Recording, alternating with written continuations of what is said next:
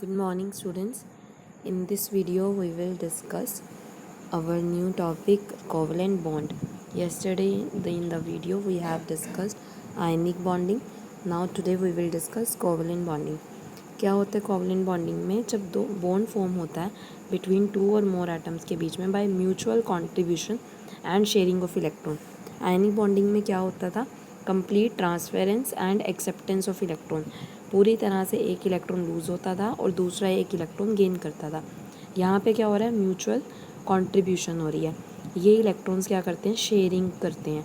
Sharing of electron से जो bond बनता है उसको हम क्या कहते हैं? Covalent bond.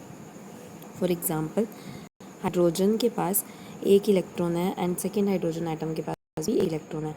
By combining these two electrons, यहाँ पे आपका हाइड्रोजन क्या करेगा? इसका जो इलेक्ट्रॉन क्लाउड है वो एक्सपेंड करेगा एंड वो दूसरा हाइड्रोजन एटम की भी इलेक्ट्रॉन डेंसिटी को अपनी तरफ लेगा.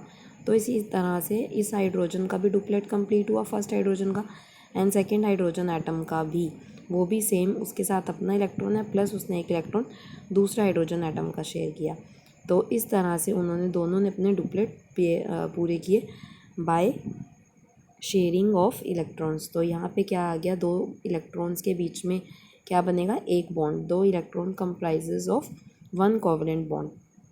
Similarly for oxygen molecule, oxygen के हमारे पास क्या होती है? Electronic configuration atomic number 8, electronic configuration 2,6. ठीक है, तो यहाँ पे 2 इलेक्ट्रॉन्स की डिफिशियंसी होती है. तो यहाँ पे आउटर मोस्ट शेल के 6 इलेक्ट्रॉन्स ड्रॉ किए हुए हैं दोनों ऑक्सीजन में. देन हमारे पास दोनों ऑक्सीजन एटम्स को 2 इलेक्ट्रॉन्स की डिफिशियंसी है. तो वो क्या करेंगे? 2 इलेक्ट्रॉन्स दूसरे ऑक्सीजन एटम से इलेक्ट्रॉन क्लाउड एक्सपेंड होगा एंड शेयर करेगा. Similar other oxygen atom will also do the same process. And 2 electron comprises of 1 bond, so 4 electron comprises of 2 bonds.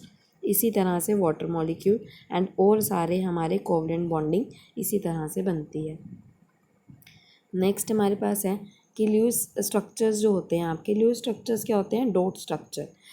In dot structures को हम कहते हैं Lewis dot structure या Lewis structure. उनको हम कैसे लिखते हैं? सबसे पहले आपको total number of valence electron लिखने हैं, जो मैंने आपको अभी बताया. ठीक है, each anion means addition of 1 electron and each cation means removal of 1 electron. ये भी आपको पता है.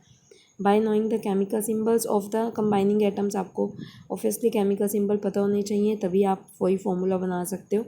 After placing shared pair of electrons for single bond, the remaining electrons में account for either multiple bond बनाएंगे या फिर लोन पेयर्स की तरह रह जाएंगे, जैसे हमने अभी यहाँ पे देखा.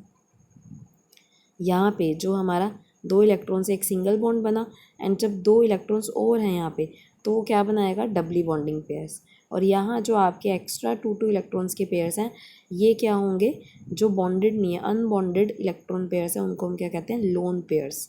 ये जो 2 डॉट से रिप्रेजेंटेड है. सो इसी तरह से ये था अंडरस्टैंडिंग. एंड यहाँ पे आपके पास बहुत सारे ऐसे एग्जांपल हैं जो मैंने अभी आपको सिखाए. इसी तरह से आप सबके लुईस स्ट्रक्चर्स या बॉन्ड स्ट्रक्चर्स ऐसे बना सकते हैं. So try to practice this at yourself. Next हमारे पास है बॉन्ड पैरामीटर्स. हम कैसे अपने जो कोवलेंट बॉन्ड हैं या जो बॉन्डिंग्स होती हैं उनको रिप्रेजेंट कैसे करते हैं? बॉन्ड लेंथ से. बॉन्ड लेंथ क्या होती है? It is defined as the equilibrium distance between centre of nuclei of 2 bonded atoms. 2 आपके बॉन्डिंग एटम्स हैं, एक कैटायन है या दूसरा एनायन है, या फिर दोनों अगर कैटायन एनायन नहीं है, दोनों नॉन पोलर मॉलिक्यूल्स भी हैं, तब उन दोनों मॉलिक्यूल्स के जो बीच में न्यूक्लियस का जो डिस्टेंस है वो क्या होगा? उनका इंटर न्यूक्लियर डिस्टेंस. तो वहाँ उन दोनों के डिस्टेंस को हम क्या कहेंगे? उसकी बॉन्ड लेंथ. तो R of A and R of B, तो टोटल आर आपकी कैपिटल आर क्या हो जाएगी? आपकी bond length. What is bond enthalpy? It is defined as the amount of energy required to break one mole of bond of a particular type or to separate them into gaseous atom. ये क्या होती है? Bond enthalpy. और यही हमने अभी previous chapters में भी अपनी क्लास में डिस्कस करी हैं.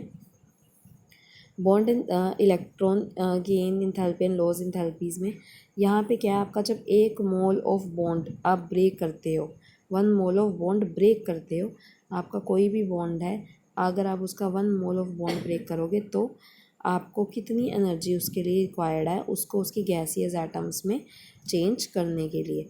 तो वो हमारे पास क्या होगी? उसकी बॉन्ड एंथैल्पी। सो यहाँ पे आपके पास बॉन्ड एंथैल्पी को हम रिप्रेजेंट कैसे करते हैं, किलो जूल पर मोल, greater the bond enthalpy stronger is the bond. Obviously जितना ज़्यादा बॉन्ड स्ट्रॉन्गर है तभी तो आपको उतनी ज़्यादा एनर्जी देनी पड़ रही है उस बॉन्ड को ब्रेक करने के लिए। अगर वो वीक होता तो आपको लेस एनर्जी देनी पड़ती, अगर वो स्ट्रॉन्ग है तो आपको ज़्यादा एनर्जी देनी पड़ेगी। नेक्स्ट हमारे पास है according bond order. Bond order क्या होता है, जैसे इसे हम कहते हैं सिंगल बॉन्ड, एक ये हो गया डबल बॉन्ड, ये हो गया ट्रिपल बॉन्ड, तो ये होता है बॉन्ड का order, first order, second order and third order. तो यहाँ पे is given the number of bonds between the atoms in a molecule. For hydrogen में 1 बॉन्ड ऑर्डर है, O2 में डबली बॉन्डेड है, जो बॉन्ड ऑर्डर इज 2। नाइट्रोजन में हमारे पास जो बॉन्ड ऑर्डर है N2 का वो क्या है 3 N2 का इसलिए है क्योंकि यहाँ पे हमारे पास नाइट्रोजन के ऊपर जो लोन पेयर होते हैं वो भी बॉन्डिंग फॉर्म में आ जाते हैं कुछ इस तरह से, नाइट्रोजन एंड यहाँ पे हमारे पास N2, इसके जो लोन पेयर्स हैं वो भी यहाँ पे इस तरह से बॉन्डिंग फॉर्म में आते हैं एंड हम उसे ऐसे रिप्रेजेंट करते हैं। यहाँ पे पॉजिटिव आ गया और यहाँ पे ट्रिपल बॉन्ड, तो बॉन्ड ऑर्डर क्या होता है ना N2 का 3। नेक्स्ट हमारे पास है iso electronic molecules and ions have identical bond orders. Iso electronic molecules जो होते हैं उनका बॉन्ड ऑर्डर सेम होता है क्योंकि उनसे पता ही चल रहा है iso electronic means those who have same number of electrons. तो ऐसे मॉलिक्यूल्स जिनके नंबर ऑफ इलेक्ट्रॉन सेम है उनका बॉन्ड ऑर्डर भी सेम रहेगा। For example F2 and O2 negative have bond order 1, F2 के अंदर एंड O2 2 नेगेटिव। ऑक्सीजन के इलेक्ट्रॉन्स कैलकुलेट करने के बाद 2 नेगेटिव एक्स्ट्रा कैलकुलेट करोगे एंड F2 के करोगे तब वो दोनों इलेक्ट्रॉन्स इक्वल आएंगे, they are isoelectronic. Bond order कितना होगा दोनों के लिए 1, सेम रहेगा। इसी तरह से बाकी के लिए भी। सो N2 बॉन्ड ऑर्डर हमारे पास है 3, बॉन्ड एंथैल्पी भी एक वैल्यू आपको दे रखी है इतनी, और अगर आपके पास ऑक्सीजन है बॉन्ड ऑर्डर 2 है तो उसके लिए आपकी वैल्यू कितनी है बॉन्ड एंथैल्पी की, कम है। यहाँ से हमारे पास एक न्यू चीज़ हमें मिल रही है कि जितना ज़्यादा आपका बॉन्ड ऑर्डर होगा उतनी ज़्यादा आपकी बॉन्ड एंथैल्पी भी होगी, क्योंकि बॉन्ड जितना स्ट्रॉन्ग होता जाएगा, डबल ट्रिपल होता जाएगा, उसको ब्रेक करने के लिए उतनी ज़्यादा एनर्जी रिक्वायर्ड होती जाएगी। ये आपको पता ही है, triple bond is more stronger than double which is in turn more stronger than single bond.